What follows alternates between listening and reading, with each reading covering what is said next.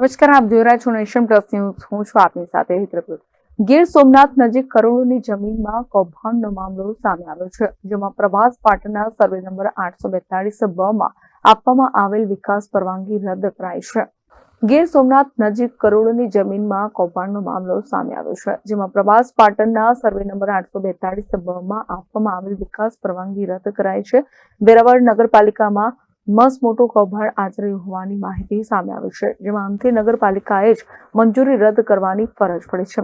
જિલ્લા કલેક્ટર દ્વારા વિવાદિત 31 મંજૂરીની તપાસ હાથ ધરાઈ છે. ઝોનિંગ નક્કી થયા બાદ વહીવટથી મંજૂરી અપાયાની ચર્ચા થઈ રહી છે. સામાન્ય નાગરિકોને મંજૂરી માટે પરેશાની થઈ રહી છે. રાજકીય વગ વધતા વહીવટોને 31 જેટલી નિયમ વિરુદ્ધ મંજૂરી મળી છે, જેમાં જિલ્લા કલેક્ટરની તપાસ પર રોક લગાવવામાં હવત્યા થઈ રહ્યા છે. નગરપાલિકા દ્વારા કલેક્ટરને અહેવાલ મોકલવામાં ઇરાદાપૂર્વકનો વિલંબ થઈ રહ્યો છે, જેમાં જિલ્લા કલેક્ટર જાડેજા જો નિષ્પક્ષ તપાસ હાથ ધરે તો મોટું કૌભાંડ પ્રકાશમાં આવે.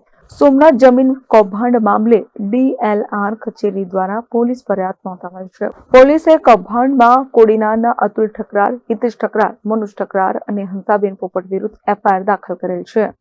Mahesh Dodiya, nation plus news, Gir Somnath. સમાચારોના સતત અપડેટ મેળવવા માટે અમારી નેશન પ્લસ ન્યૂઝની YouTube ચેનલને સબસ્ક્રાઇબ કરો, બેલ આઇકન દબાવો અને જોડાયેલા રહો ફેસબુક, ઇન્સ્ટાગ્રામ અને ટ્વિટર પર.